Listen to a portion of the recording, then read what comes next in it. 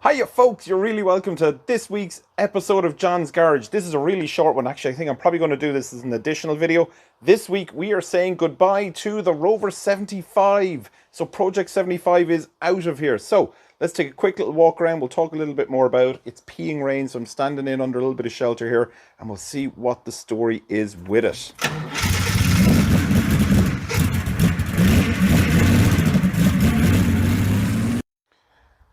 So folks, there is Project 75 in all its glory. Let's do a quick little walk around. I'm getting wet.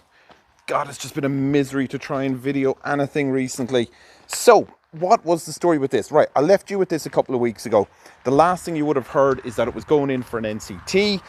And, well, it failed. I knew it was going to fail, and I knew exactly on what it was going to fail. And I said it to a friend right before it went in. I said, this is not going to pass. So what did it fail on? There was two things I ran out of time and just couldn't get to sort. They were both related. One was the rear discs and pads, and the second thing was that the handbrake was only working fine on one wheel. On the driver's side one, it wasn't working on. So we had to fiddle around with that. So we got good quality discs and pads. They weren't Brembo. I can't remember the exact brand they were. They were the German one, Bosch. That's what they were. They were Bosch. Okay, so we got Bosch disc and pads. I had to get a local mechanic to fit them because I was just out of time with my job and stuff like that. I just wasn't able to get time to finish this off. But anyway, he fitted them. We got them on, and it passed with flying colours. Not a bother with it. Look at it there in all its roverness and glory, all that wood and leather and niceness. So essentially then, well, for me at that point, I'd come to the end of the project. The project was to see, could we rescue a Rover 75? That's just a spare front wing in the back of it. So this car essentially was heading one place, and that was the scrapyard. It was laid up, major issues, was never going anywhere. Low mileage, 90,000 miles, really good condition mechanically. Bodywork needs a little bit of TLC still, but it was a pretty usable car, or would be, I felt, once it was done. That's what we did, okay? So, all in all, I suppose the question I wanted to address was, could an amateur mechanic on their driveway fix and rescue and have fun with a modern car in Ireland? And I like to think, well, we did. We did our best, okay? So, issues I had, the ECU, well, that had to go to somebody else because I can't fiddle with electrons. I don't know how to tickle them right so that they'll work. The rear discs and pads and the handbrake, I could have done that in the driveway, but simply, I'm trying to film every week, folks. I'm trying to get 2 or 3 cars done per week. I simply ran out of time for this one. I just couldn't do it. I'm going to stand in under the shade here, folks, because it's raining. I just couldn't get to it. Okay, so what did I do then at that point? Well, at that point, I threw it up on Dundee last Friday. It was up there a couple of hours when somebody rang me and said, hi there, ringing about the Rover 75. I'm a big fan of the channel. And the second I heard that, I said, right, I'm not going to mention the cost. I said, you can have the car at cost.